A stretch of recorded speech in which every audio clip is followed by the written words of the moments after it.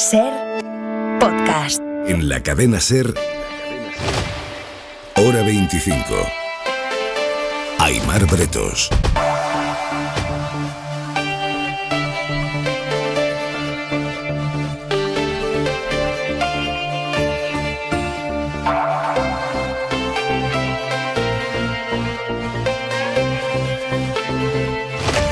La guerra entre Sumar y Podemos se acaba de llevar por delante a una de las figuras más brillantes y con mayor capacidad negociadora del espacio político que está a la izquierda del PSOE. Es Nacho Álvarez. Quizá desconocido para el gran público, pero una persona que durante años fue el hombre económico de Podemos, que negoció infinidad de presupuestos, de leyes, y que en los últimos meses había negociado en nombre de Sumar el programa del nuevo gobierno de coalición. Bien, Nacho Álvarez acaba de anunciar que deja la política después de un día en el que su figura ha sido utilizada de manera muy explícita.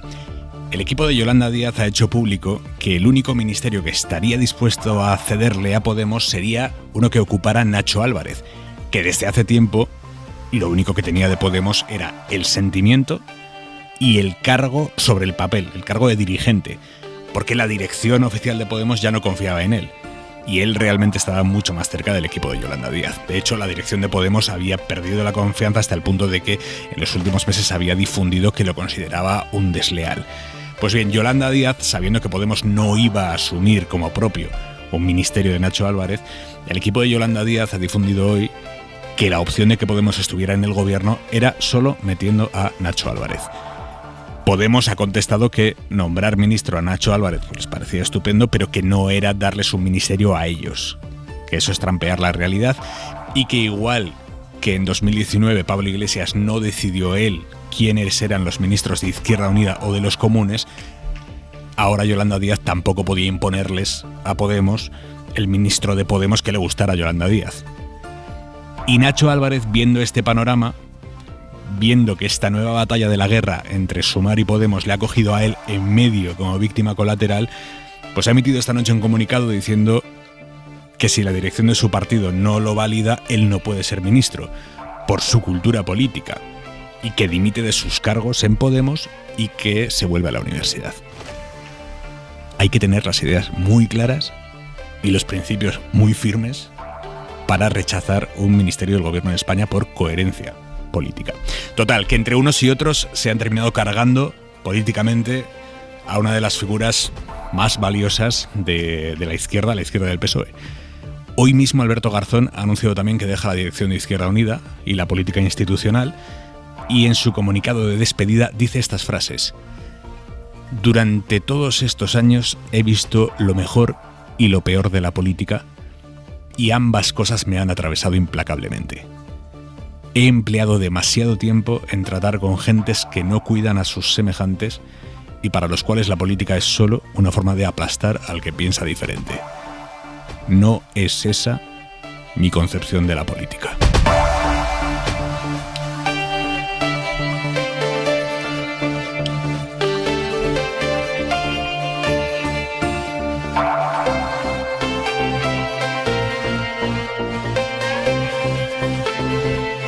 Lo analizamos ahora con Carlos Cue, corresponsal político de El País. Buenas noches. Hola, buenas noches, ¿qué tal? Raquel Lejerique, adjunta al director de eldiario.es. ¿Cómo estás? Hola, buenas noches. Y Juanma Márquez, subdirector del Diario de Sevilla. Muy buenas noches. Hola, Aimar. Desplegamos ahora la mesa del análisis, pero antes, noticia de ahora mismo: 5 bomberos españoles han desaparecido en República Dominicana cuando estaban haciendo barranquismo al suroeste del país. Según la agencia EFE, son 3 hombres, son 3 mujeres, todos de Sevilla. Isabel Villar. Sí, llegaron al país el 14 de noviembre para hacer barranquismo junto a un sexto amigo, que ha sido el que ha dado hoy el aviso de desaparición. EFE ha hablado con él, cuenta que los perdió de vista en un momento en que los 5, 3 hombres y 2 mujeres, se separaron de él. Trató de llamarlos al móvil, pero en la zona hay baja cobertura y ya no ha podido localizarlos. Entonces dio el aviso. En la búsqueda participan los equipos de emergencias, también el ejército. La provincia en la que ha ocurrido, la provincia de Barahona, está este fin de semana en alerta roja por una tormenta con fuertes lluvias, potencial de ciclón que pasa próxima a la isla. Gracias, Isabel. Lo dicho, desplegamos ya la mesa del análisis de Hora 25. Josué Coello, buenas noches.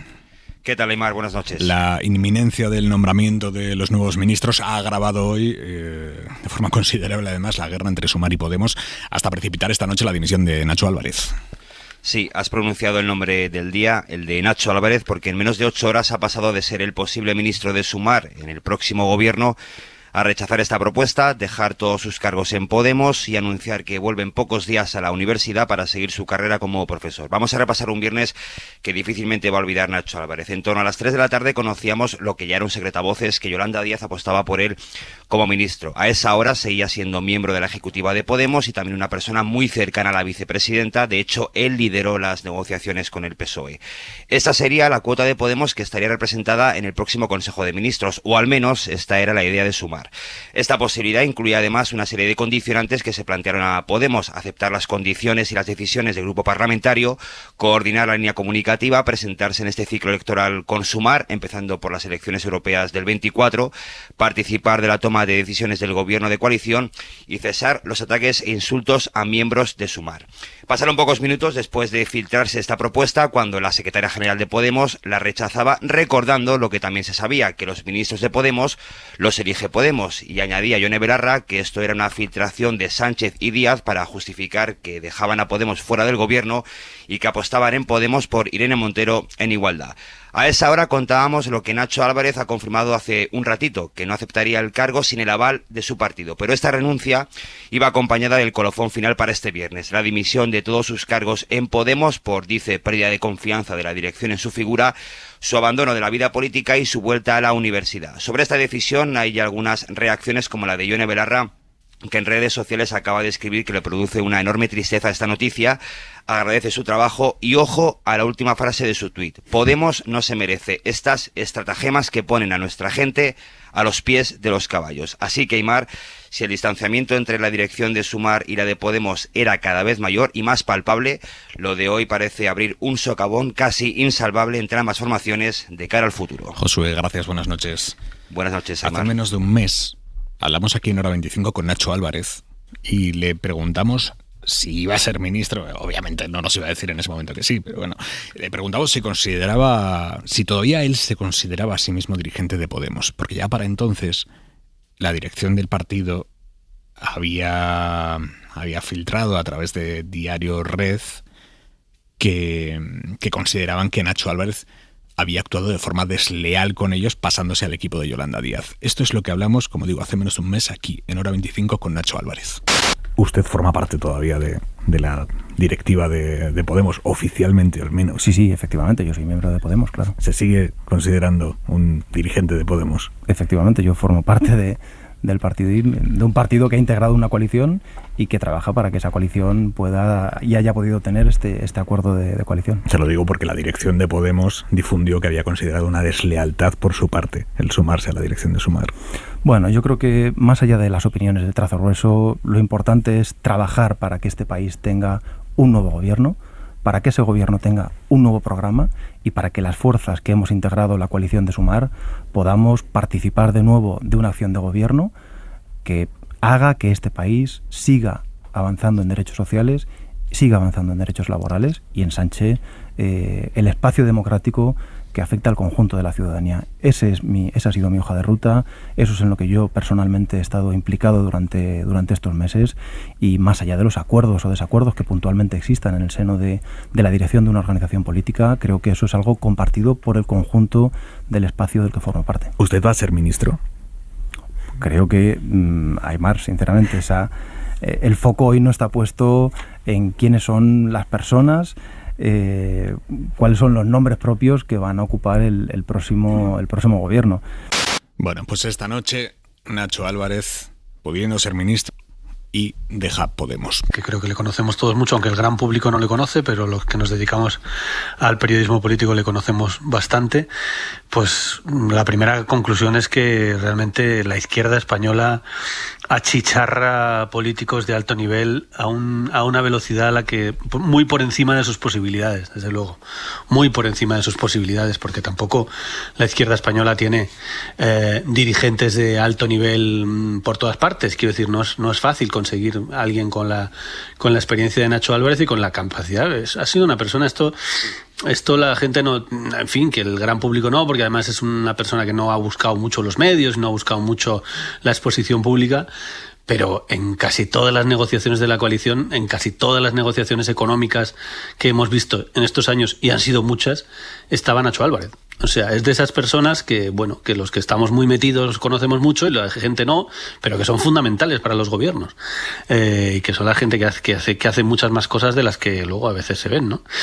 Y la verdad es que me parece un desastre que Nacho Álvarez deje la política, uno más, ¿no?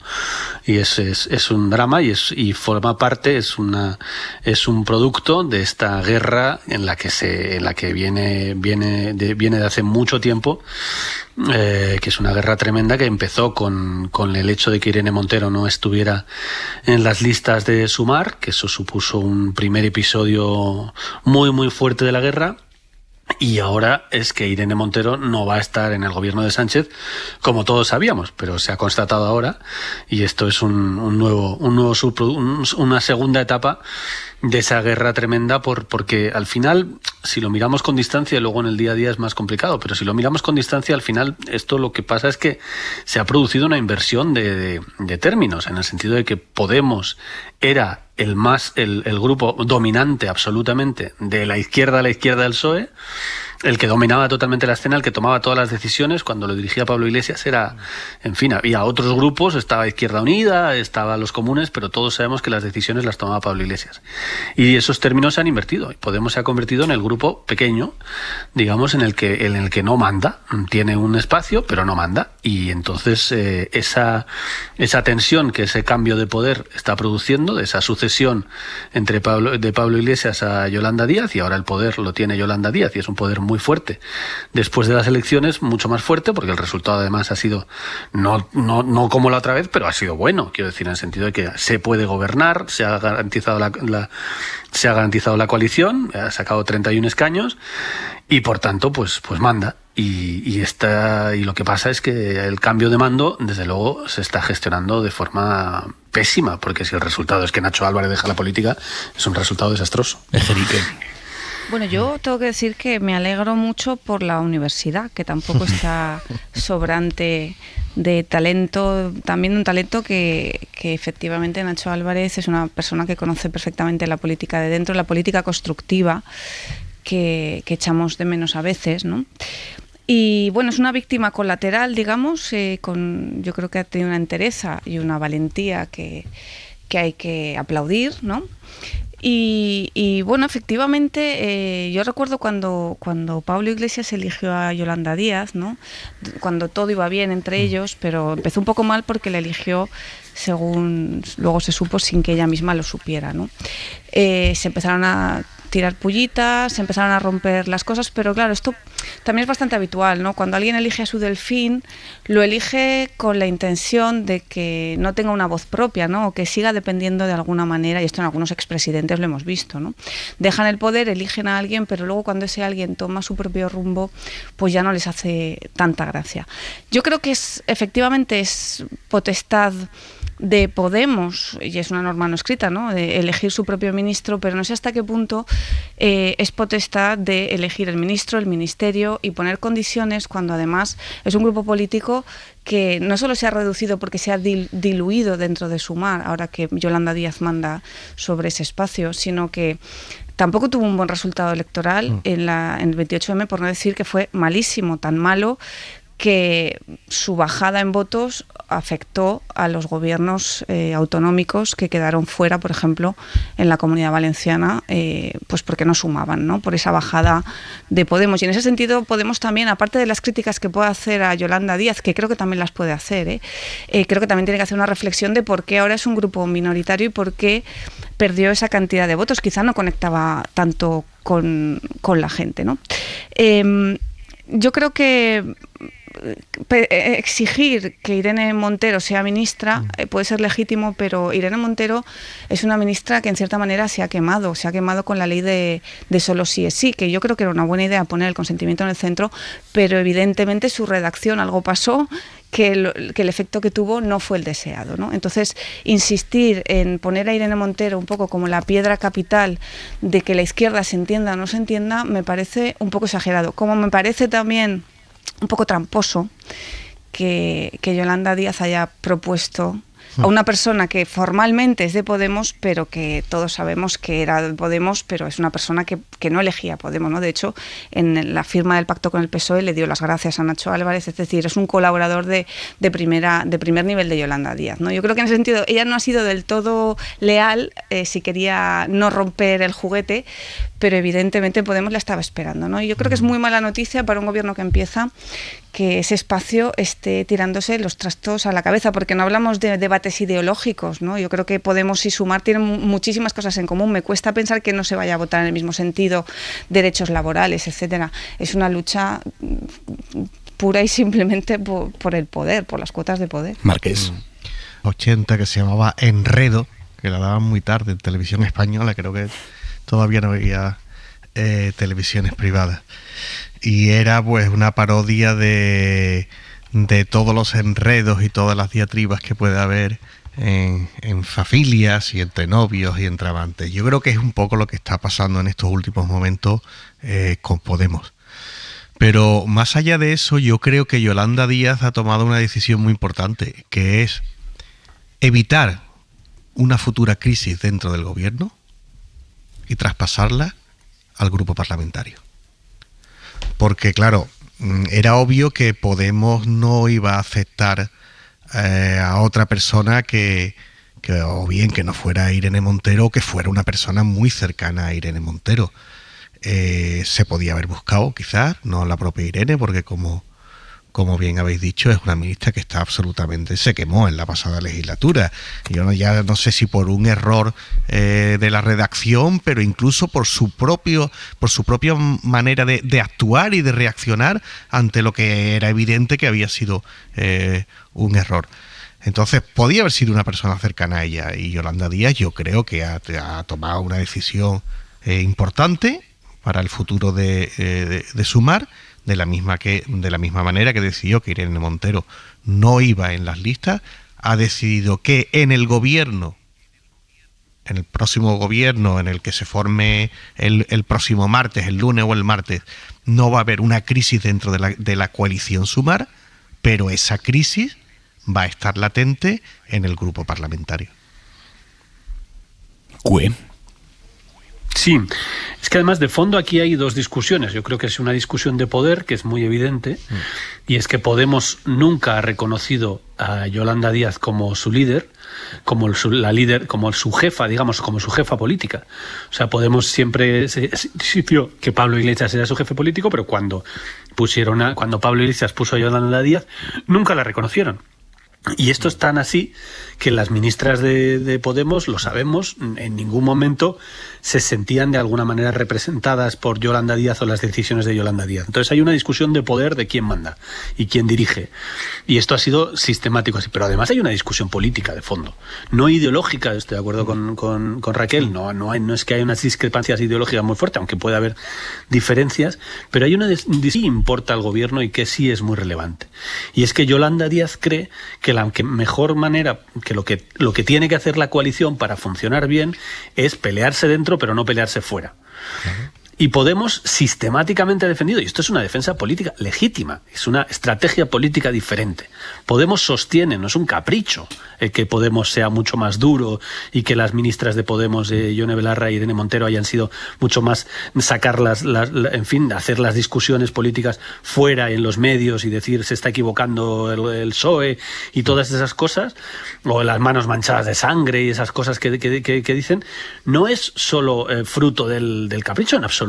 Es una decisión política porque ellos creen que las discusiones, y esto lo teorizaba Pablo Iglesias siempre, le creen que las discusiones políticas hay que darlas fuera, que las discusiones políticas hay que trasladárselas a la gente y que para orientar al PSOE hacia la izquierda, que es la idea que tienen ellos, hay que trasladar las discusiones fuera. Eso ha generado muchísimo ruido en la coalición. Y Yolanda Díaz tiene la teoría absoluta clarísima de que eso no es lo que los ciudadanos de izquierdas quieren y que la gente de izquierdas quiere otro tipo de diálogo con el PSOE. Y de hecho eso lo hemos visto y fue fundamental, y yo creo que fue muy importante en las elecciones. El debate del jueves, que fue el debate del lunes, fue muy malo para la izquierda porque a Sánchez le salió muy mal. El debate del jueves, al que Feijóo decidió no ir, el del jueves último de la campaña, al que Feijóo yo creo que fue un error clarísimo y decidió no ir, se vio muy claro y lo dijeron muy claro. El diálogo de ellos era muy evidente: nos vamos a llevar mejor, vamos a tener otro gobierno diferente, para tratar de convencer a la gente de, en fin, el ruido que han visto ustedes hasta ahora no lo van a ver en las próximas coaliciones. Y yo creo que eso es una decisión importante, que Podemos no comparte. Y esto es una discusión política. Y es muy difícil ponerse de acuerdo en eso, porque es que realmente tienen una discusión de tono, de fondo, de estilo, y luego además hay una discusión de poder, de quién manda aquí. Con lo cual realmente al final, pues lo que pasa es que yo también creo que es muy difícil la ruptura total, porque están, bueno, a lo mejor llega en algún momento, pero de alguna manera, y con los números que hay encima de la mesa y en el Parlamento y la situación política que tenemos, en fin, habrá mucha tensión. Yo lo que creo es que Podemos va a querer negociar cada ley individualmente. Sí. O sea, lo que va a querer es que sus 5 votos se negocien directamente con el Partido Socialista para ver que en cada ley meter su impronta si pueden. Y Yolanda Díaz no querrá, claro. Pero no sé si esto implica una ruptura definitiva y que Podemos se vaya al grupo mixto. Hay algo que se planteaba ayer en esta mesa, y es que si Podemos tiene un miembro dentro del Consejo de Ministros, ¿qué incentivo va a tener Podemos para dejar caer una ley que salga de ese Consejo de Ministros? Sin embargo, si Podemos no se siente vinculado con el gobierno de ninguna manera, porque no tiene miembros dentro de ese gobierno, o sea, no se considera parte de ese gobierno de coalición, ¿qué incentivo tiene para apoyar todas las leyes del gobierno de coalición? Claro, no, esto es así, y vamos a ver que efectivamente, pero también para Podemos, no nos olvidemos, también tiene un coste político, depende de qué ley sea. Ya, claro. Porque si es una ley muy, muy positiva, muy clara, muy evidente, muy progresista, también que esa ley caiga por Podemos, que además hay que ver si por 5 caería, porque hay que ver los números. Pero que una ley, si imaginémonos que una ley la aprueba todos los grupos de izquierda y la aprueba Esquerra Republicana y todo, y de repente y la aprueba Bildu y cae por Podemos. Bueno, también es un coste enorme para Podemos. O sea, vamos a ver cómo funciona eso. Sabemos que los gobiernos tienen que impulsar a través del Congreso cosas más sexys y cosas menos sexys. Sí, eso sí, no, puede pasar, puede acabar perdiendo votaciones el gobierno por Podemos, pues podría pasar, pero yo creo que en el momento que pase eso, entonces sí que tendrían que pasar al grupo mixto. Enrique. Bueno, es que yo me pregunto qué ley así de cierta importancia y social o que beneficiara o que en la que Sumar estuviera de acuerdo, ¿no? ¿Qué ley podría Podemos tirar abajo, ¿no? Si es que luego las diferencias ideológicas no son ni mucho menos tanto. Es cierto que Podemos, yo creo que en la pasada legislatura sí que ha tirado mucho del PSOE hacia la izquierda, ¿no? Y le ha obligado a tomar pues algunas posiciones. Por ejemplo, la ley de la vivienda fue un requisito y un empeño, y yo creo que ha acertado, aunque el resultado final creo que no ha sido tan bueno porque no ha mejorado tanto el gran problema de la vivienda. Pero si hay una ley de vivienda es porque Podemos desde el minuto cero, cuando empezaron a subir los desahucios, subieron los tipos de interés, etcétera, subieron los precios, fue un empeño que yo creo que empezó casi hace un año y pico, ¿no? De que hubiera una ley de vivienda, y sí que ha forzado muchas leyes, pero una cosa es forzar o tirar hacia la izquierda ciertas leyes y otra cosa es dejarlas caer o no votarlas, ¿no? Yo creo que es algo que no sería comprensible, ¿no? Una ley que pudiera mejorar la vida de la gente, que Podemos se pudiera poner en contra. Lo que pasa es que es verdad que da la impresión de que llevarse bien para algunas personas de esa formación es un demérito, ¿no? Y llevarse bien debería ser un mérito, con críticas, con declaraciones, pero acordaos que en el debate de investidura de Sánchez, al salir en el receso ya estaban hablando de ministerios y de Irene Montero. A ver, si es que no había ni presidente de gobierno todavía, ¿no? Sí. Y es una bandera que han cogido, y yo no sé hasta qué punto les beneficia ni siquiera a ellos, porque al final es fácil arrinconarlos en la caricatura, en esto solo quieren mandar, la silla, etcétera, ¿no? Que seguramente de base o de fondo no están así, pero la imagen que están dando es esa y es bastante nefasta. Sí, la imagen que han dado y la que han dado a lo largo del día de hoy es absolutamente catastrófica. Lo podemos mirar de cómo lo miremos, pero es una lucha cruda por las personas. Pues yo me pregunto una cosa, ¿Podemos, aparte de lo que fue y de lo que quede del pasado, qué es? Es decir, ¿qué poder territorial tiene Podemos? ¿En qué lugar de España, en qué ayuntamiento de España, en qué comunidad autónoma de España Podemos es fuerte? Porque no lo es. No lo es en ninguna. En ninguna. En la Comunidad Autónoma de Madrid es Más País. En Andalucía es Izquierda Unida. En Valencia será Compromís. En Cataluña lo que queden de los comunes o los comunes. Por lo tanto, yo creo que se está tratando con quizás por el pasado tan fulgurante que tuvo, ¿no? Por esa explosión que supuso para la política española, tratando como si fuera algo importante a lo que yo creo que se está apagando. Y dentro de Sumar, que hay gente con una visión muy ortodoxa de cómo tienen que funcionar los partidos políticos, y me refiero al Partido Comunista, pues yo creo que quieren atajar este asunto ya de una vez por todas durante esta legislatura, y por eso se han negado a intentar buscar cualquier acuerdo de Podemos. Hora 25. Aimar Bretos. Medio centenar de militares retirados han firmado un manifiesto en el que piden al ejército que destituya a Pedro Sánchez.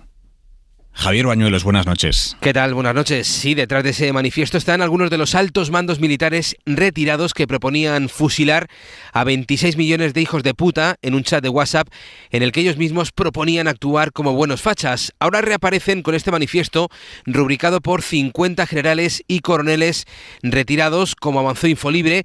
La mayoría sobrepasan los 80 años, son nostálgicos del franquismo, que no representan a nadie, según remarcan a la cadena SER varias fuentes militares. Es un manifiesto en el que no citan expresamente esa intervención del ejército, pero sí lo proponen de forma sutil al recordar que la Constitución señala la obligación de las Fuerzas Armadas de garantizar la soberanía e independencia de España. Por eso alzan la voz, dicen, y apelan a ellos, a los responsables de la defensa del ordenamiento constitucional, para que destituyan al presidente del gobierno y convoquen elecciones generales de forma urgente. La cadena SER se ha puesto en contacto con la Fiscalía, pero se ha limitado a manifestar que de momento no actuarán contra los responsables de este documento. Tampoco el Ministerio de Defensa no se pronuncia, nos dicen, porque se trata de militares retirados y por tanto no tienen, dicen, ningún vínculo con las Fuerzas Armadas. Este manifiesto, como explicaba Javier, lo ha adelantado hoy Infolibre. Ángel Munarriz, buenas noches. Buenas noches, ¿qué tal? Jefe de investigación de Infolibre. ¿Quiénes son estos exmilitares que firman el manifiesto pidiendo esa destitución de Pedro Sánchez? Altos mandos retirados. En el encabezado es de Yago Fernández de Bobadilla. Nosotros tenemos los nombres. Ellos en el comunicado final, en el manifiesto final que han publicado en la página de la asociación, han quitado los nombres. Es decir, es paradójico. Dan el manifiesto, dan el contenido, pero no quieren que se desvelen las identidades de todos ellos, ¿no? El que encabeza, ya lo digo, es Yago Fernández de Bobadilla. Nosotros hemos confirmado, antes de que se publicara el contenido del manifiesto, hablando con el capitán Sanz Arzuaga, date cuenta, el contenido es una reproducción exacta del argumentario que se viene desplegando por tierra, mar y aire contra el gobierno, y apunta no solamente contra el gobierno, también contra el Constitucional, el que ven al final del camino refrendando la ley de amnistía, ya dicen ellos. No va el manifiesto también contra Cándido Conde Pumpido, ¿no? Un llamamiento claro, inequívoco, de medio centenar de militares retirados al golpe de Estado. ¿Esta gente tiene algún tipo de ascendencia sobre los actuales miembros de las Fuerzas Armadas? Yo diría que no, es decir, yo diría que no, del mismo modo que diría que es evidente que el corte ideológico en las Fuerzas Armadas hay una inclinación hacia la extrema derecha mucho más poderoso que en el ámbito civil. Bueno, esto no es una opinión mía, ¿no? Hay un informe reciente de la Universidad de Southampton que ha analizado estadísticas, ha analizado encuestas. Hay 5 veces más apoyo a Vox entre los militares que en los civiles. Ya se sabe que el voto a la extrema derecha, incluso en torno a los cuarteles, es muy superior. Está claro que el calado de la ideología extremo derechista es mucho más poderoso en el ámbito, por supuesto, y cuando desaparece, digamos, el factor inhibidor que tiene la sanción, porque no olvidemos que ninguno podría haber firmado este contenido desde dentro. Esto hay que firmarlo solo. Solo se puede firmar desde fuera si no te llega la sanción. Cuando desaparece la inhibición de la sanción, se exponen este tipo de comentarios, pero yo creo que hay que preguntarse hasta qué punto esta ideología está viva ahí dentro. Es una pregunta más que razonable, ¿no? O sea, Defensa no podría hacer nada contra esta gente.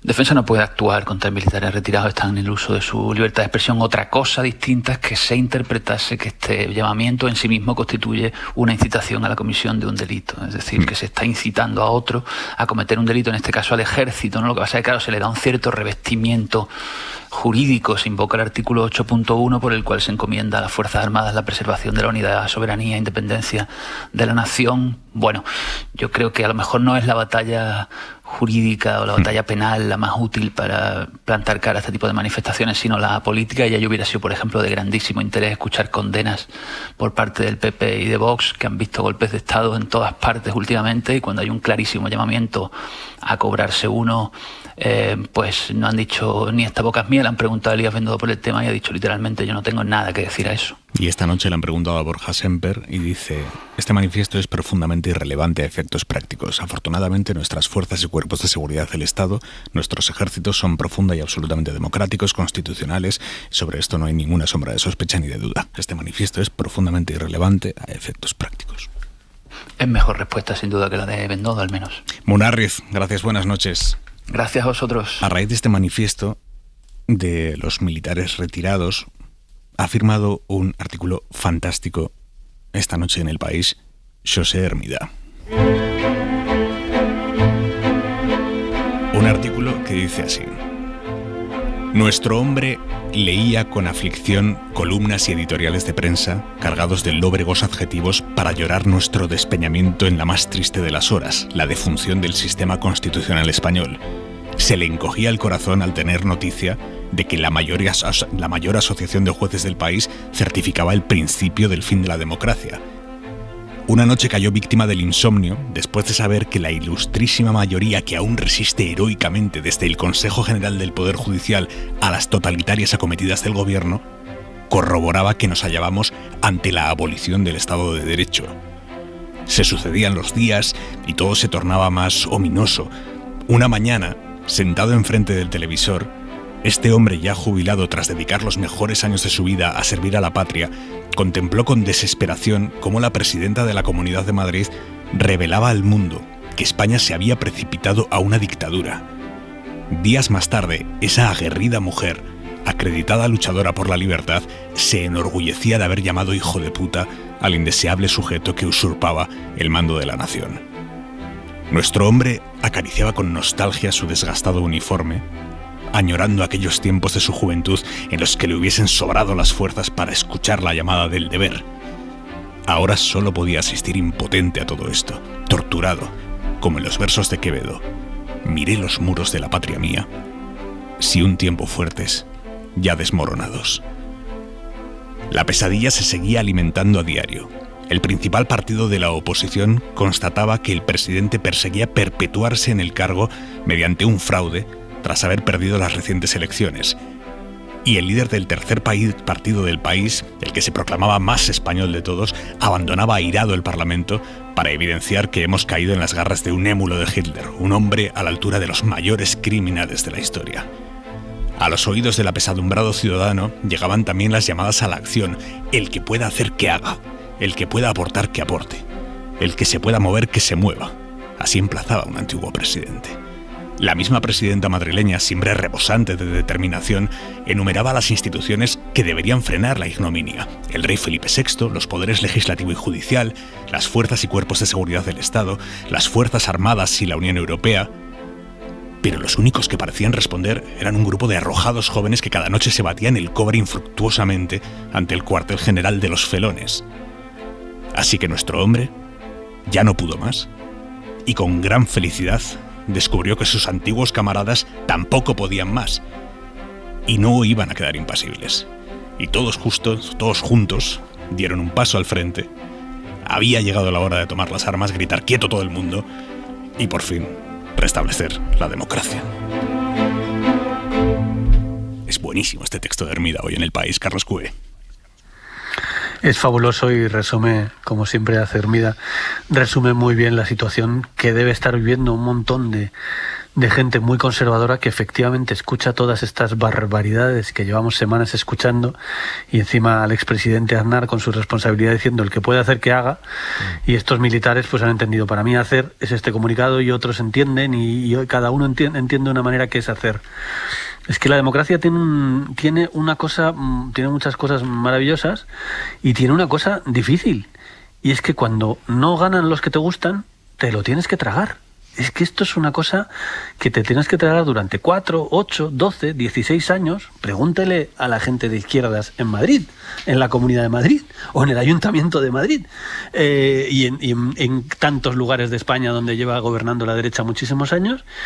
Y pregúntele, lógicamente, a la gente de derechas cuando ven que es que ha sido, yo entiendo que el resultado electoral es muy duro, porque todo el mundo, yo estaba justo hoy estaba repasando unas imágenes, justo con Hermida, estábamos comentando un repaso de unas imágenes de una grabación de una tertulia en una cadena conservadora, que justo del día, pues que estaban hablando de 190 escaños para la derecha, 160-30, o bueno, 185, en fin, y no fueron ni 190, ni 185, ni 180, fueron 171.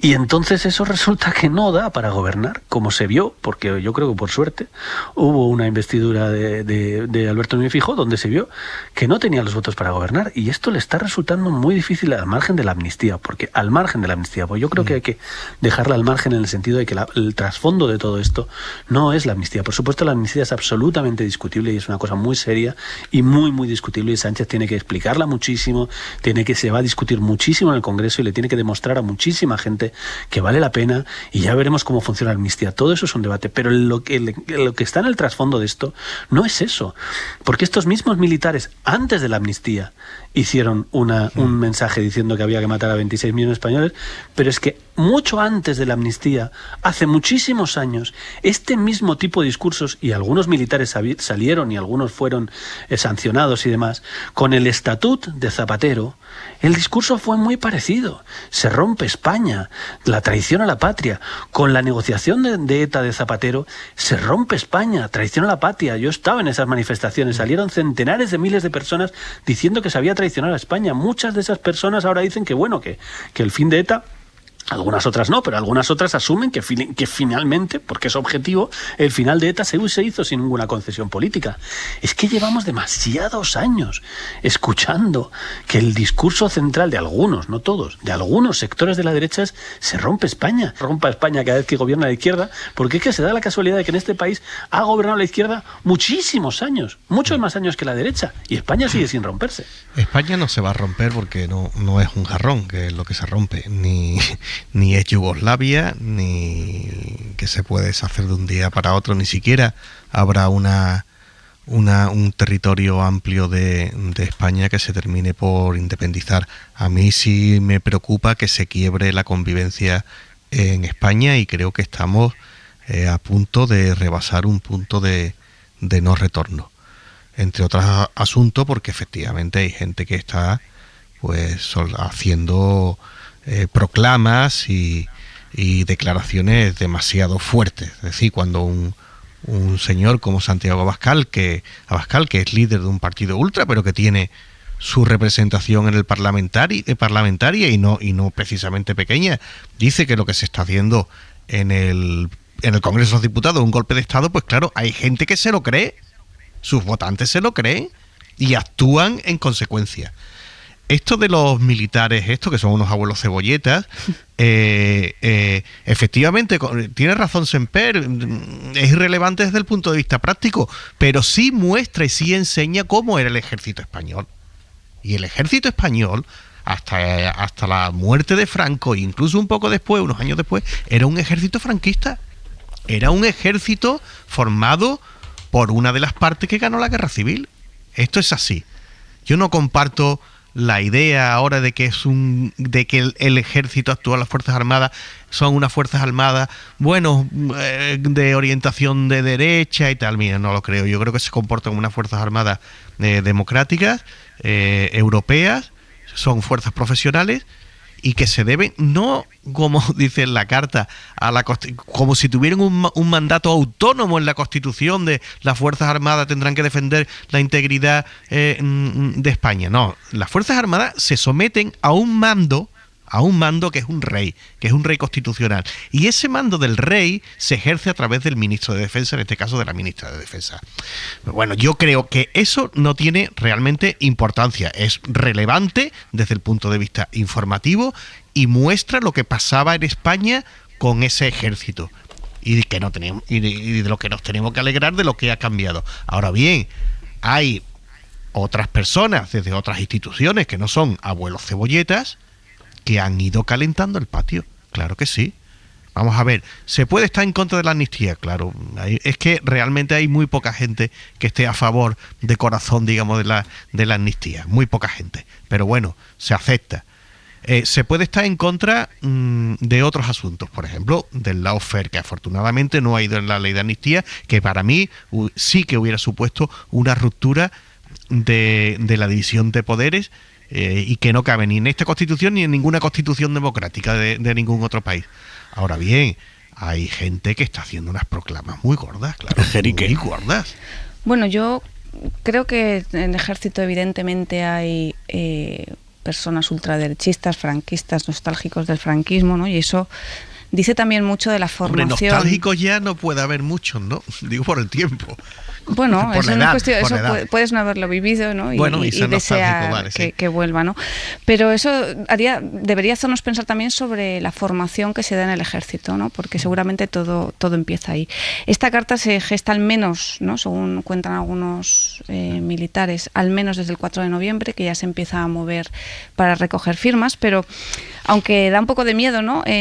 Hablar de militares que se rebelan y que es muy grave, también es cierto que la propia carta en el mail en el que se pide la adhesión, ¿no? Los propios militares dicen algo que es bastante sorprendente, ¿no? Bueno, primero dicen, a pesar de haber sido los pioneros en alzar la voz, muchos se nos han adelantado, jueces, fiscales, abogados, claro, menos el Colegio de Administradores de Fincas, creo que se ha pronunciado en España ya, se han sentido impelidos a darnos su opinión, incluso sin ley de amnistía, muchísimos colectivos, ¿no? Pero luego también dice una cosa bastante interesante, dice, al nacer la idea, muchos medios nos indicaron que no era el momento. Es decir, estos militares tienen también medios, no lo olvidemos, que les dan incluso consejos de cuándo deben, para tener más éxito, ¿no? Lanzar esta carta. Y, es que es brutal. Y la parte que me reconcilia un poco con el mundo es que dice, por otra parte, hemos encontrado una laxitud extrema en nuestros compañeros. Es decir, ellos mismos admiten claro. que han pasado un poco de ellos, ¿no? Y eso pues también es una buena noticia. Y de hecho, yo creo que el ejército es mayoritariamente un ejército democrático que no va a dar el paso que este grupo quiere que den, ¿no? Que está pidiendo que se dé.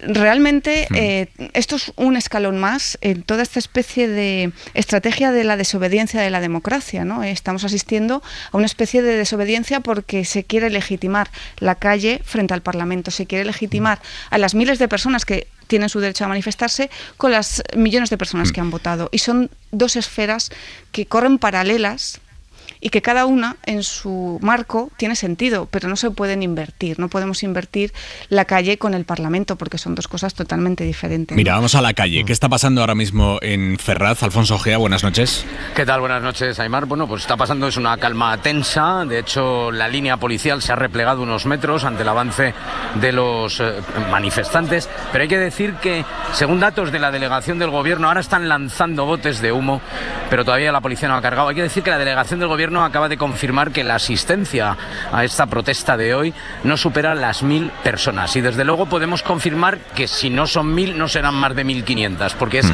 mucho menos de la mitad de ayer. ¿Qué es lo novedoso?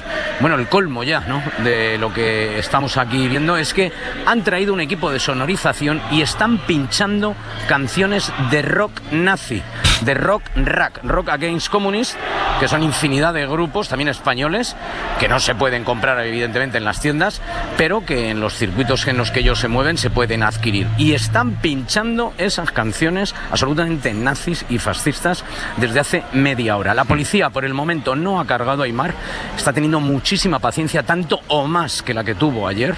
De hecho, como digo, se han replegado unos metros y están esperando a que se cansen, porque son muchos menos que ayer. Pero en todo caso, como ha pasado lo que sucede todas las noches, y es que la gente que estaba manifestándose pacíficamente ha sido nuevamente expulsada. Han tomado la primera línea de la protesta los grupos neofascistas, y en esas estamos esperando que suceda lo que parece que va a ser evidente, que va a ser una carga en los próximos minutos. Ojea, gracias, buenas noches. Por cierto, no, Alfonso, espera, no te vayas, te quiero preguntar, Ortega Smith ya no sigue por ahí, ¿verdad? No, pero ha vuelto. Hoy no ha hablado con la Policía Nacional, pero ha estado aquí.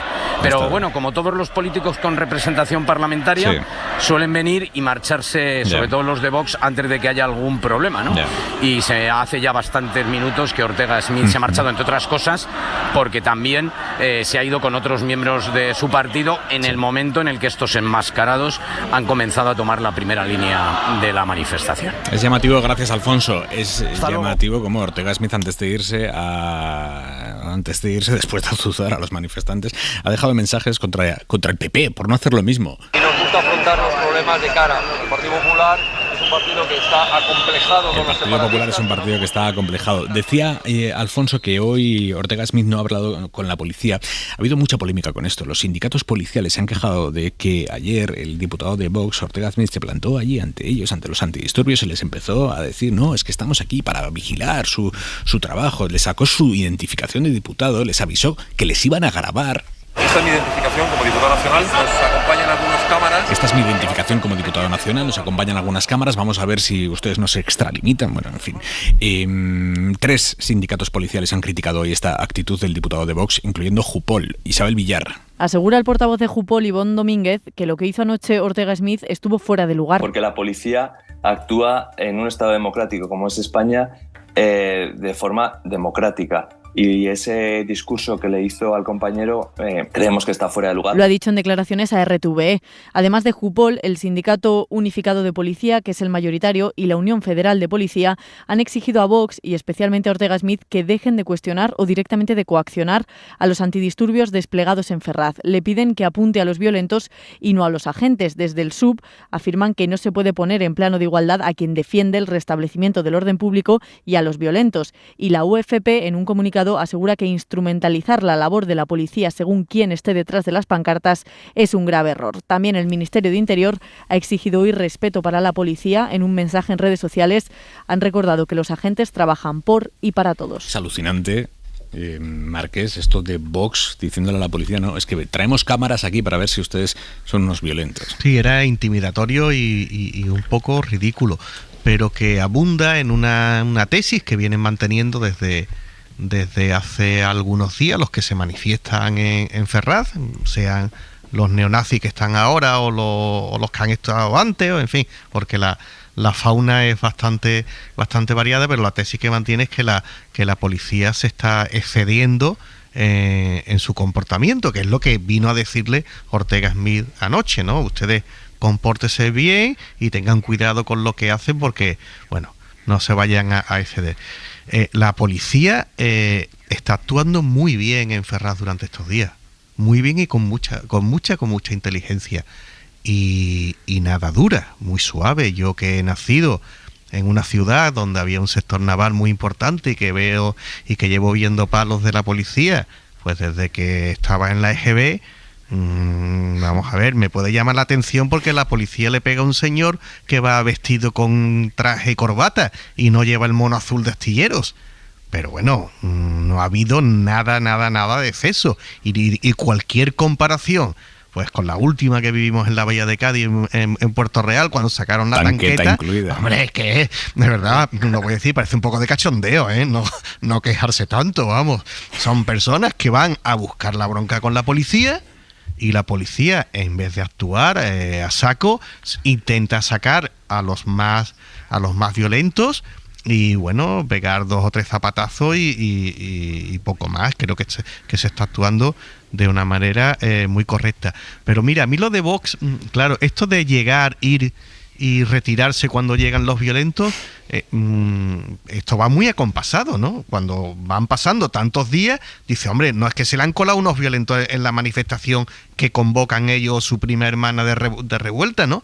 Es que se sigue un patrón, y yo creo que Vox está dando amparo a este tipo de manifestaciones violentas de una manera clara. Yo creo que Vox estos días se ha bautizado, le molestaba mucho que se lo dijéramos, pero se ha bautizado como un partido ultra que flirtea con la violencia. Pues mira, yo tengo que decir que Ortega Smith es un hombre de paz porque ha puesto de acuerdo a todos los sindicatos policiales. Y esto no crees no que es tan fácil, ¿eh? O sea, que su nueva misión evangelizadora y pacificadora, por lo menos en eso lo ha conseguido.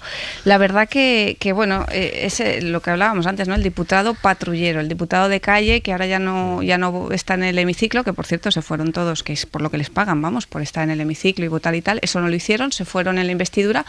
Sin embargo, se van a la calle pues escenificando esa legitimidad que le dan a la calle que no le dan a las urnas. Evidentemente Vox tiene intereses espurios en todo esto y está alentando la violencia con su presencia en esas manifestaciones, porque el primer día, ¿no?, te puede sorprender, llegas a una manifestación, aunque sea no comunicada, pero allí empiezan a sacar banderas nazis, a hacer el saludo, hay botellazos, pues a lo mejor si el segundo día ya no vas, ¿no? Pero si sigues yendo al día número 13, pues a lo mejor es que ya los estás de alguna manera validando. Pero aparte de potenciar o de validar con su presencia y su acta de diputado allí esta violencia, también hay otra parte que me resulta todavía más peligrosa, ¿no? Que están acrecentando el miedo que también existe entre parte de la ciudadanía, porque hay que decir, o al menos yo así lo veo, es una legislatura muy nueva, en el sentido de que nunca antes los partidos nacionalistas han tenido un poder tan alto, no en una investidura, ¿no?, en una legislatura. Además, tienen muy claro que se lo van a cobrar los pactos que han hecho. Quiero decir que hasta ahora, pues bueno, había el apoyo de CiU, había apoyo de PNV para unos presupuestos puntualmente o para una investidura puntualmente, y es verdad que hay yo detecto cierta incertidumbre, cuanto menos, ¿no?, de cómo va a ser esto, se romperá España, y todo este tipo de validación por parte de políticos acrecienta ese miedo que puede ser lógico de personas que por primera vez vemos, ¿no?, que hay una legislatura que es diferente, simplemente, ¿no?, y lo desconocido pues a veces puede dar miedo. Dame un segundo, que le voy a dar la palabra a Cue. Vuelvo contigo ahora, Raquel, pero Carlos, tengo un minuto. No, simplemente a dónde ha tenido que llegar Vox para que le critique hasta Jupol, que era un sindicato muy cercano a Vox, y realmente es sorprendente. Es enternecedor, yo no sé si los oyentes están viendo los vídeos de internet, ahora que comentabas lo de la Naval de Cádiz, es enternecedor ver a determinado tipo de personas que claramente no han estado en una manifestación complicada en su vida, hablar con la policía antidisturbios, no, pero oiga, por favor, tal, oiga, que no, señores. Nosotros somos los que os queremos. Eso claro, es una cosa estáis para defender, oiga, que la policía antidisturbios no se debate con la policía antidisturbios. Cuando dice que hay que despejar, se despeja. Me han pegado en la cabeza, esto es ilegal, como si fuera la primera vez en la vida que la policía antidisturbios le pega en la cabeza a alguien. Ahora, yo soy optimista, yo a pesar de todo soy optimista. Yo creo que primero estamos en una democracia europea. Sánchez está recibiendo el apoyo de varios presidentes europeos y la presidenta de la Comisión Europea. La felicitación. Estamos en una democracia europea, avanzada, moderna. En fin, las liturgias de la democracia se están poniendo en marcha. El lunes va a haber un gobierno, va a empezar a funcionar con normalidad, se va a instalar, hay un gobierno, hay una oposición. El lunes prometen, Carlos, por la información que tienes. Sí, yo creo que aparentemente va a dejar, parece que el fin de semana va a haber reflexión, y no lo sé si habrá alguna noticia el fin de semana, pero aparentemente la presentación sería el lunes. Por tanto, quiero decir que va a haber luego los usos democráticos se establecen, se instalan, y va a haber un gobierno muy claro, con unos ministros, la oposición está clarísima, las mayorías parlamentarias son muy evidentes. Yo creo que va a ser más estable de lo que pensamos, habrá presupuestos en un par de meses, y todo el mundo va a ver que hay un presidente que va a durar, en fin. Yo creo que todo esto tiene unos límites. Evidentemente va a haber mucho rechazo, la oposición está muy fuerte, pero nada es eterno, y lo que se suele imponer son los usos democráticos, que hay un gobierno y hay una oposición. Yago de Vega, muy buenas noches. Hola, Aimar, ¿qué tal? Muy buenas. ¿Qué tal?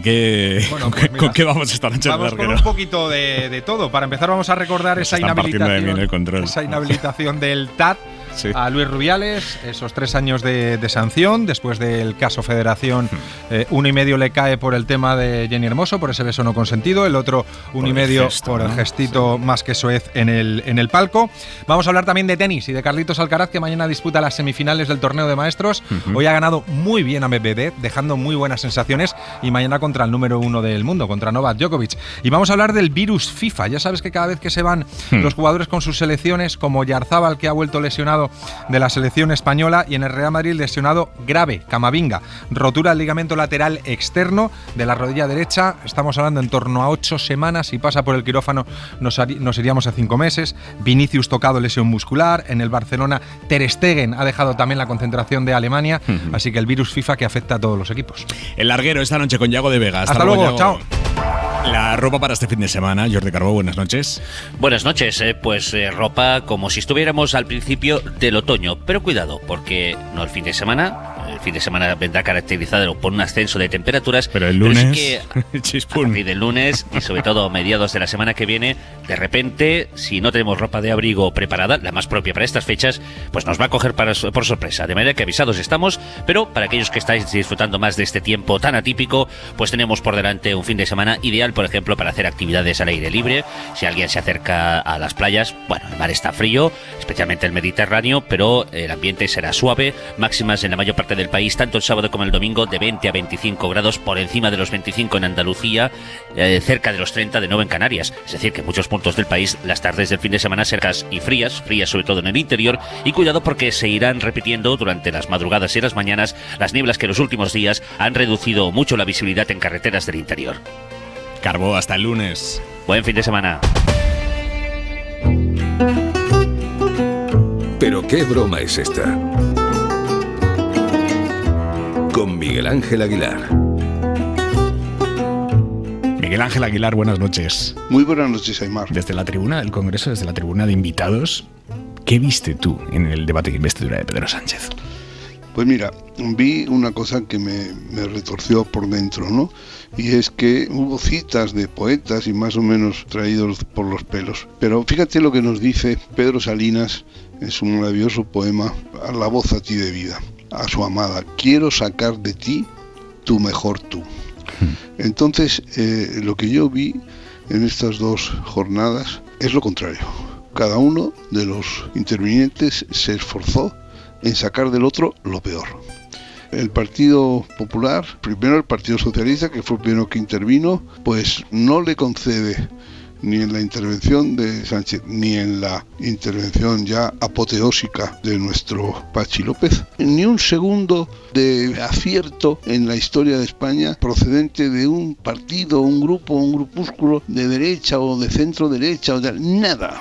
Todo ha sido para hundir nuestro país y al mismo tiempo, claro, adornándose de que el Partido Socialista ha sido realmente el campeón de las libertades, que nunca ha flaqueado. Hombre, mire usted, en una historia de 120 años todo el mundo tiene un momento flaco. Es decir, el Partido Socialista, por ejemplo, sin ir más lejos, oye, pues se sumó al golpe del señor Primo de Rivera. El Partido Socialista pues tuvo otro momento flaco cuando alentó la Revolución de Asturias en el 34, pero el Partido Popular pues tuvo también muchos momentos flacos, pero algo habrá que hacer.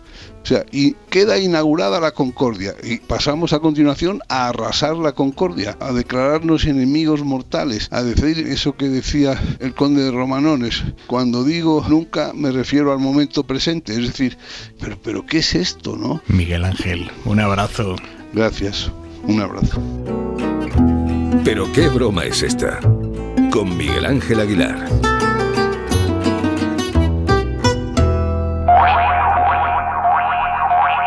Antes de seguir adelante, Juanma Márquez, una noticia de última hora. Están bien, han localizado en buen estado los 5 bomberos sevillanos que habían desaparecido en República Dominicana. Sí, mientras hablaba contigo me estaban poniendo un WhatsApp de la redacción de Diario de Sevilla porque estaba aquí y estaba cambiando a la vez la portada.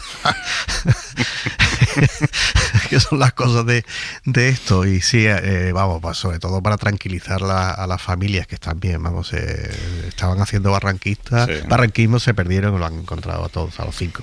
Pues ya está. La mejor de las noticias, mejor, la verdad. Sí, ¿no? Efectivamente. Jerique, que te había cortado. Hay un tuit que ha publicado hoy José Precedo, compañero tuyo del diario, que me parece muy significativo. Dice, si a un dirigente de izquierdas se le ocurre llamar hijo de puta al presidente del gobierno y luego su partido además lo justifica, no habría más tema de conversación hasta 2027. Quieres decir, me gusta la fruta, ¿no? Efectivamente. Me gusta la fruta. No, es que estamos normalizando ya un nivel, ¿no? Como ya casi nos parece, puede parecer hasta gracioso, ¿no? Pero es que es un goteo constante y mientras todo esto pasa, por cierto, el IBEX tendré bien, ¿no? Toda la semana en un 4 y pico ha cerrado. Pero sí, decían los empresarios que esto iba a ser el acabose, ¿no? Quiero decir que una cosa es la realidad, como decía Carlos, ¿no? Que están felicitando a Pedro Sánchez todos los dirigentes del mundo y de Europa y que el IBEX cierra y nosotros seguimos teniendo trabajo, etcétera. Y otra es pues este plano teórico en el que nos hemos instalado de que todo se hunde. Yo quería hacer un homenaje, hablando, ahora que hablábamos de Ortega Smith y las manifestaciones, a ese policía antidisturbios que le aguanta el rollazo con cara de paciencia, con cara de mira, ya ha venido otro que ha hecho la mili, ¿no? Y eso es la democracia también, que un policía con su arma, y su metro y pico, casi 2 metros, pues está ahí aguantando al señor diputado que ha bajado a hacer la democracia a pie de calle, con paciencia y con respeto, ¿no? Y yo creo que esa imagen, así como la de Ortega Smith me parece muy inapropiada, la de ese policía resistiendo la chapa que le está pegando, la verdad que quiero hacerle un homenaje porque ese policía merece todo el respeto. Eso es la democracia. Bueno, el miércoles en su discurso... ¿El qué? Que encima habla por él, porque le dice, por supuesto, usted estará absolutamente de acuerdo con todo lo que estoy diciendo. Y el policía ni siquiera puede desmentirle. Sí. Que os decía que Pedro Sánchez el miércoles en su discurso de investidura dibujó un mapa político internacional con 2 tendencias ideológicas en liza. Una corriente progresista, feminista, verde, y una ola reaccionaria que recorta derechos a las mujeres y al colectivo LGTBI, que es negacionista del cambio climático. Sacudidas de esta segunda ola, de esta vertiente internacional ultra, sacudidas de ella hemos visto en Estados Unidos con Trump, en Brasil con Bolsonaro, en Europa con el húngaro Orbán, con la italiana Meloni. Este domingo, en Argentina, está en juego el avance de un peón más de esta corriente y además en un territorio fundamental, que es América Latina. Estamos hablando de Javier Milei. Al frente tendrá el peronista Sergio Massa, en la que será una nueva batalla entre 2 visiones del mundo enfrentadas que están marcando la disputa política en el siglo XXI.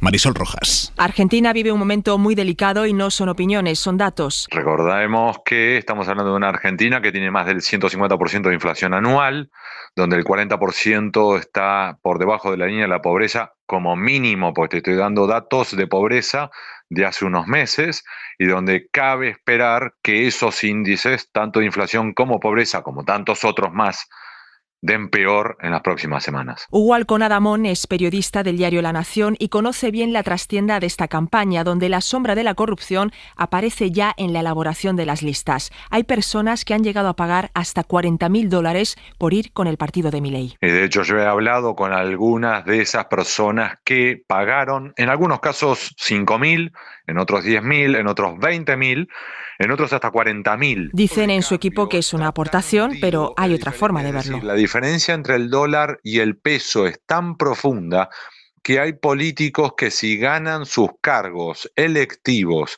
y colocaron $50.000 en la campaña, ni siquiera el salario previsto para ese funcionario durante los 4 años de mandato les va a alcanzar para recuperar lo que han puesto. Con lo cual la duda consiguiente es, ¿vas a pérdida o en realidad vas a ir a pasar la gorra con dinero negro y vas a salir a recaudar de manera delictiva para recuperar lo invertido? Milei es hoy un riesgo, pero hasta hace unos meses a Massa le venía bien que el ultra ganara protagonismo. Y el que me está escuchando dice, bueno, ¿y vos cómo sabés que Sergio Massa hizo eso? Es decir, que él fomentó a Javier Milei para dividir a la oposición. Colaboradores de Javier Milei que han contado esto. Desde, por ejemplo, el publicista de Javier Milei, Ramiro Agulla, que él termina declarando, y me lo contó a mí, que justamente Sergio Massa le pidió que lo ayudara a Javier Milei y hasta le dijo, si necesitas dinero, avísame que yo me encargo. Pero esa arriesgada maniobra puede salir mal. La duda ahora es si, en efecto, Sergio Massa alentó a Javier Milei, sino es como un Frankenstein que terminó creando un monstruo que puede terminar devorándolo. En Argentina el voto es obligatorio, pero en la primera vuelta el 77% ejerció su derecho. Es el segundo peor dato desde que volvió la democracia. Y en esta segunda vuelta hay quien defiende no ir a votar. Es el caso del actor Luis Brandoni, al que seguro conocen porque es una cara muy popular del cine argentino. No me gustaría arrepentirme de lo que vote. Y de esta manera estoy seguro que no me voy a arrepentir. Yo voté lo que quería votar y lo que la chance que me da la ciudadanía ahora es votar a dos personas que no me interesa votar. Entonces no voto. Y es la primera vez que no vota. Es la primera vez. Es la primera vez en mi vida. Tengo 83 años. A Brandoni, que tuvo que exiliarse en México con su familia porque era un objetivo de la AAA, la Alianza Argentina Anticomunista, le están acusando de no defender la democracia. La peleé y pagué por ello. He hecho mucho por la democracia argentina, he sufrido mucho, he sufrido exilio, he sufrido amenazas, he pasado muchas cosas y me parece una tontería que alguien, por una decisión que es mi derecho, no vote, deje de respetar a la democracia. Me parece un despropósito. El resultado del domingo no pone punto y final a la polarización. Milei ya está hablando de fraude electoral. En los últimos, te diría, 40 años, desde el retorno a la democracia, hemos celebrado ya más de 33 elecciones nacionales entre legislativas y presidenciales. Y no ha habido nunca problemas de fraude electoral. Sí tenemos inconvenientes de delitos electorales, irregularidades electorales, pero que son menores. Pero con dos candidatos que llegan empatados, denuncias de fraude pueden dibujar un escenario inflamable. El que un candidato diga, yo corro el riesgo de que ser víctima de un fraude galopante, y enciende las luces amarillas de todos, los políticos, los periodistas, los votantes. Y claro, todos estamos pendientes y no podemos terminar en un inmenso dolor de cabeza como fue el de Trump en Estados Unidos o el de Bolsonaro en Brasil. ¿Pero va a superar Argentina este momento tan delicado? ¿Tenés como 2 horas para responder esa pregunta? Va a ser muy arduo, porque aun si eligiéramos a Superman, dentro de 6 meses son tan grandes los desafíos que afrontan este país, que dentro de 6 meses estaremos insultándolo y diciendo que es un estúpido con el calzoncillo arriba del pantalón. Aquí no vamos a poder resolver los obstáculos que tenemos ante nosotros si no hay un consenso general casi al estilo de los pactos de Moncloa en España. Estoy muy desconcertado, muy desorientado, muy entristecido por el resultado de las elecciones. La sociedad es responsable de esto, que es muy difícil de entender, así como los españoles no pueden entender con nitidez, con precisión qué pasa en la Argentina. Yo les respondo que nosotros, los argentinos, tampoco sabríamos contestar a eso. Y con ese panorama tan incierto, los argentinos van a elegir a su próximo presidente. Gracias, Marisol Rojas. Carlos Cue, tú fuiste corresponsal en Argentina, es un país con el que tienes muchísimos vínculos, que has estudiado a fondo. ¿Cómo te explicas? Bueno, claro, dicen los argentinos, nosotros no podríamos explicarlo, vas a poder explicarlo tú, pero ¿cómo te explicas tú, qué lectura haces de cómo el país ha llegado a este punto? ¿Sabes cómo resumía yo en mi vídeo de Twitter cuando estaba de corresponsal en Argentina? Si crees que entiendes Argentina es que no te lo han explicado bien. O sea, que explicar Argentina no me atrevo, pero sí creo que la explicación de Milei tiene una fácil, que es el 150% de inflación, el desastre económico absoluto, que sobre todo a la generación joven que está votando más a Milei. 150 ahora. Es que el Banco Central argentino ha publicado esta semana su cálculo de lo que va a ser a final de año la inflación y la prevén para el 185, que es una salvajada. O sea, si eso se confirma, sería la tasa más alta desde la hiperinflación del 89-90, superaría ampliamente la del año pasado, que fue el 94%, ahora está en el 100 y pico. El Banco Central argentino calcula que puede llegar a final de año al 185%. Es que no hay economía desarrollada que soporte algo así. No, es insoportable y solo la puedes soportar, en el caso argentino, esto un español alucina, ni lo entendería, no sabemos vivir así, pero en el caso argentino solo la puedes soportar si tienes un trabajo formal con un sindicato que aprieta para que te suban el sueldo el 150%, y algunos sindicatos lo consiguen, pero si estás, como hay millones de argentinos, en la economía informal, sobre todo los jóvenes, que son los que están más desesperados, lo que en España son trabajos precarios, en Argentina es economía informal, quiere decir que no tienes un empleador, que tienes y por tanto es mucho más difícil lograr que alguien te suba el sueldo el 150%, con lo cual cada mes estás perdiendo cada vez más dinero. Es que hoy he estado, Carlos, déjame que te cuente, he estado con un cantante hoy que actúa en Argentina habitualmente. Y me dice, nosotros sacamos entradas hace 3 meses y les pusimos al precio al que la gente podía pagar hace 3 meses. Yo ahora voy 3 meses después con lo que cobré en ese momento y no puedo, no tengo margen ya. O sea, no gano. Es brutal. Absoluta. Pero es que después yo he vivido allí, en fin, no era del 50, era del 60% en ese momento, 70%. Para un europeo es imposible imaginar cómo se vive así. Los argentinos llevan muchos años viviendo con inflaciones muy altas, no del 150, pero por eso tienen los sindicatos más potentes del mundo, porque tú necesitas a tu sindicato todo el rato para cada 3 meses que te suban el sueldo. Pero claro, hay muchísima gente, cada vez más gente fuera de ese sistema que no puede más, y eso es lo que explica Milei. Pero luego también hay una cosa que está pasando estos días y que puede explicar que Milei pueda ganar. Las últimas encuestas le dicen que está un par de puntos por encima, está muy abierto y podría ganar porque luego hay un elemento muy fuerte que es el antiperonismo, que es la derecha argentina antiperonista y no solo derecha, que es Macri, el anterior presidente, con el apoyo de Rajoy, que es una cosa desconcertante, que Rajoy apoya a Milei como si Rajoy pidiera el voto para Le Pen. Es una cosa que no podemos imaginar. Milei es peor que Trump y Bolsonaro juntos y sin embargo Rajoy pide el voto para ellos, porque eso lo ha pedido Macri, claro, porque Macri está moviendo cielo y tierra y es amigo de Rajoy y está moviendo cielo y tierra para que gane Milei, para que no ganen los peronistas, porque el antiperonismo en Argentina, el peronismo es fuerte, pero el antiperonismo también es muy fuerte y se ha juntado en la locura de Milei con el antiperonismo clásico de Macri y esa combinación de las dos cosas podría superar el 50% de votos. Lo veremos el domingo. Carlos Cue, Raquel Ejerique, Juanma Márquez, muchísimas gracias a los tres. Venga, buenas noches. Buenas noches. Lo dejamos ya por hoy. Se acerca el invierno. Es la canción de Izaro Consuelo, preciosa. Vamos a disfrutarla. Llega después Yago de Vega al larguero y nosotros volvemos el lunes. Adiós, a descansar y disfrutar del finde. Invierno a la vista, invierno a la vista, invierno a la vista, invierno a la vista.